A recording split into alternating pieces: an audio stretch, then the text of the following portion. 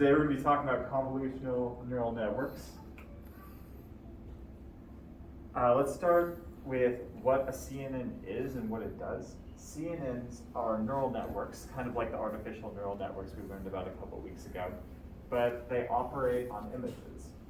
And they use these things called kernels, which are basically feature finders. You can think of them as matrices that window over the image and find certain features like maybe the eyes of the dog or the nose of the dog, and pass that information on to the next layer of convolutional units. And this technology is great for processing spatially coherent data, which means if you have something like an image where you know that the next pixel to the right or or right below is correlated with the previous pixel based on like kind of a set unit of space, this is a very efficient way of processing data. And this is something that a regular artificial neural network doesn't have, which gives it a lot of flexibility, but makes it a little more inefficient, and we'll get into that a little bit later.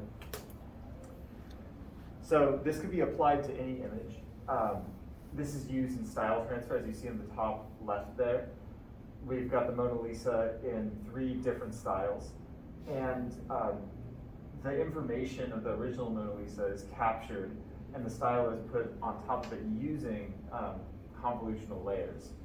There's also a semantic segmentation, where you could take an image and process it using a convolutional neural network and generate different segments that mean different things. So in this case, anything coded in this pink color is a road, anything coded in this cyan color is a sidewalk. And this is very useful for to feed into other models and just to educate humans about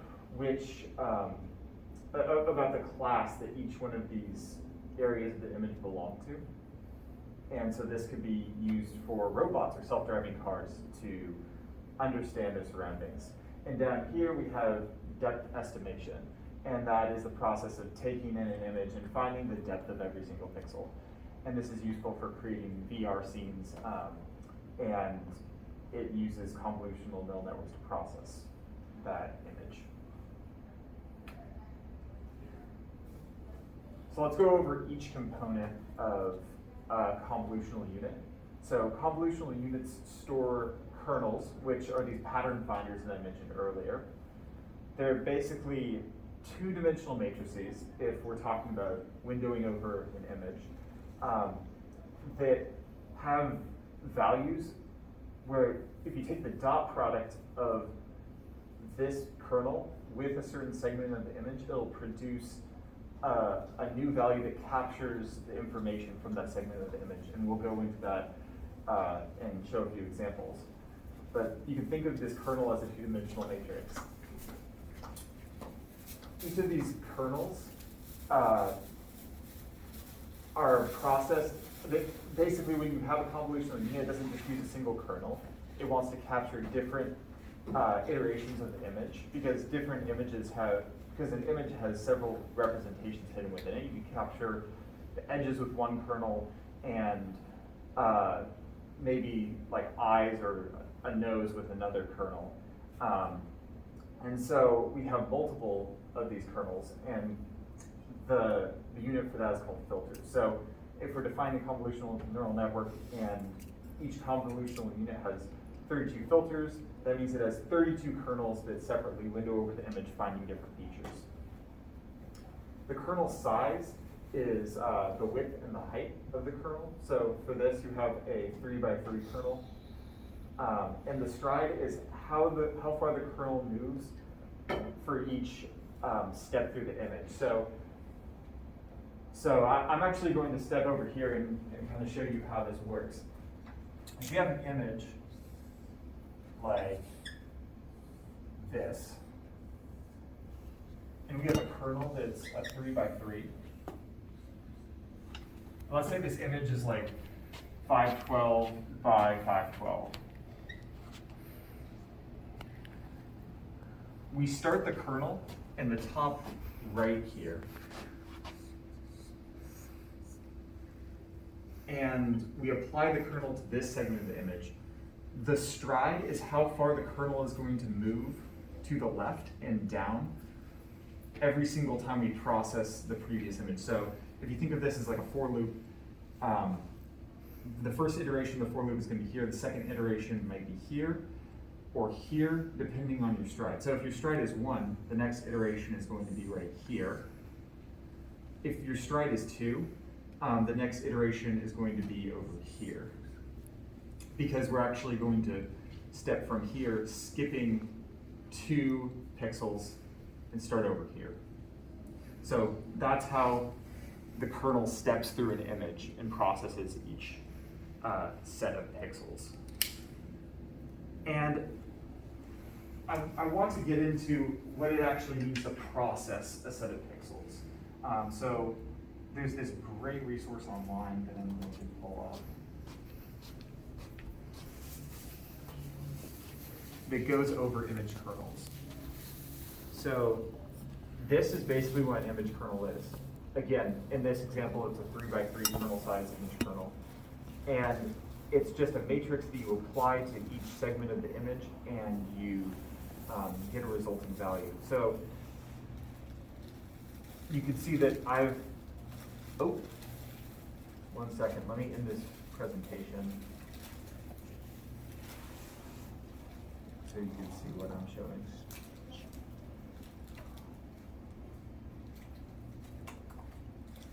Okay. So we have this image that we're applying a 3x3 kernel to, and this kernel is called a sharpened kernel because you can see that the input image is quite blurry and the output image is a little bit sharper. So can everyone see in the top left there that I've got this 3x3 block? It corresponds to a single block in the top left of this output image. Sweet. Okay, so that's essentially saying that we're processing that 3x3 block in the input image, and it's corresponding to a single pixel in the output image. The way kernels work is they do an element-wise multiplication of the kernel with the pixels of the image, and then they add all of those elements together to produce a single output pixel in the output image. And so I'm actually going to step over here again, and we could do we can work out the math of this. So let's say we have an image that is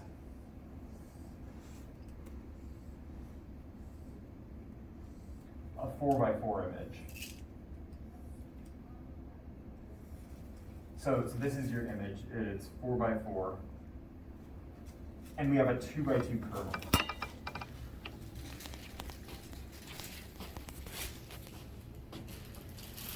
I'm just going to put in random values for the elements of this image. So let's say that this one is, this is 0, this is 1, this is 2, this is 3, 4, 5, 0, 1, 2, 4, 2, 2,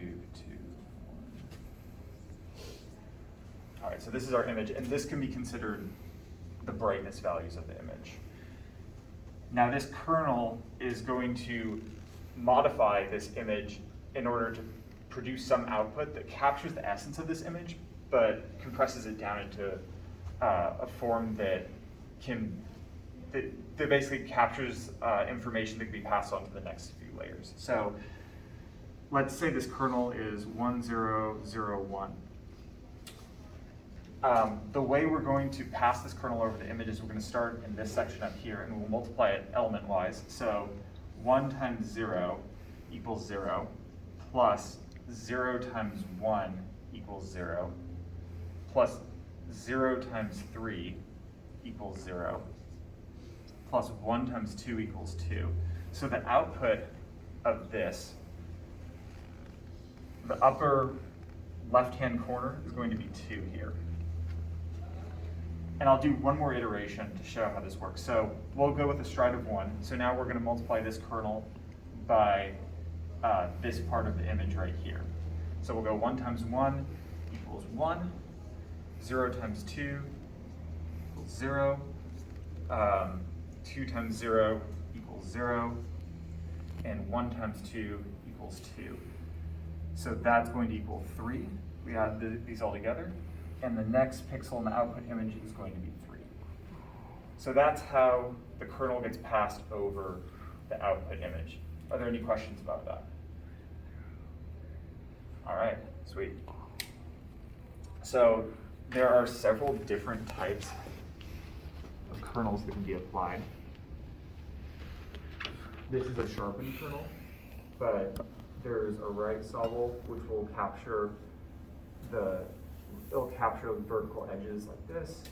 There's an outline kernel that will just capture the outline of the images, of the outline of parts of the image, and it does this by basically capturing edges, areas where there's a high contrast between part of the image and the pixels next to it. And then of course there's a blur which actually generalizes the information. So you can think of the convolutional neural network as finding these kernels on its own. The learned weights of the neural network are the elements of the kernel, and it figures out which weights best capture the essence of the image. And then it passes that condensed information onto the next layer, which further refines the information that it passed previously through another convolution. And then at the very end, you can flatten this down and determine things like classification, like if the image was a cat or a dog, or whether certain sections of the image belong to a certain class. Right, jump back to the presentation.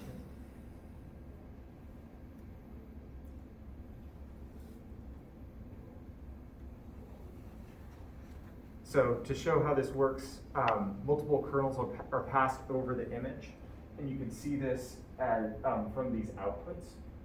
Each one of these is a kernel, so this would be a convolutional unit with 9 filters, because we have 9 outputs. And each of these kernels are capturing different parts of the image. So the kernel for this one would capture the background really well. This captures the edges of the bird very well. This captures the chest of the bird. And so you can see how you might be able to pass on unique features like this red chest that might not be present in other birds. And so the next layer would have that information showing that, like, oh, there's this distinct shape, and I can use that to possibly classify the bird in an easier way. So, yep. Is each, like in terms of the actual neural network, is each kernel represented by a layer? The layers are, each kernel represented by a layer, let's see. A layer will have several kernels. So that, if we go back here, a single convolutional layer will have several filters that get passed over the image. And that becomes the final dimension of whatever gets passed out. So, for example, if we pass in an image that, this is like our input image, that is like height times width, and we'll say it's just a black and white image, so there's no like 3 color channels, so to keep it simple. And then we pass it into a convolutional layer that has like, let's say 24 filters. And if we keep the padding the same, which means that we'll keep these height and width dimensions constant as we pass images through the filter, the output is actually going to be height times width times 24, where that's the number of filters. So it's passing, it creates 24 different kernels that it's learning over time as stuff gets passed through the network. And of course, it'll learn whether it's whether the information it's capturing is being use effectively through backpropagation, and it'll update those weights in the kernel. And for every pass, it'll actually process the image with all 24 kernels. Did that answer your question? Mm-hmm. Okay, cool.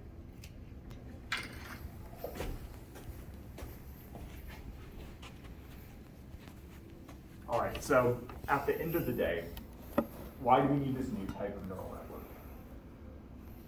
If you think about it, we've already got a pretty good model. We've got the dense multi-layer perceptron, where we have dense layer after dense layer, where every neuron captures a single element of the input field and processes it in some way to capture more information about it. It's kind of similar if you think about what we're doing with convolutional neural network. But if you look at the math, it's actually much more efficient to do this with kernels than with a normal multi-layer perceptron. And that's because if you really want to capture every single pixel on the image, every single bit of information, you would have to have a network that has height times width times number of channels of neurons in it for each layer. And that's a lot of elements to keep track of. It's very computationally expensive. With convolutional neural networks, you actually only have to keep track of these kernels. And so these kernels are usually 3 by 3, 5 by 5, 7 by 7, a very small number of parameters to keep track of. And then you can stack these kernels to grab different elements of the image, so you're getting much higher fidelity for much lower overhead. And that's why we're using convolutional neural networks on things like images. Now, we're able to use this because we know that it's a spatially coherent model. We know that if you go right 1 pixel, each pixel has the same spacing to it, and you can tell that from the beginning, like the size of the image. So we're taking advantage of this fact to produce something that's more efficient, but in circumstances where that's not true, where you have sparse data, a multi-layer perceptron would probably be more efficient. All right, so let's open Colab and build a CNN. And I'll code this live and we'll see if it's doable. With 3% battery, even better. Does anyone have a MacBook charger by chance? Okay. My charger. Is it USB-C? Yeah, 65 watt though, so I don't need my charge slow. Thank you, Ben. You're saving my life. I mean, hopefully. Yeah, we'll see. As long as it just sustains us.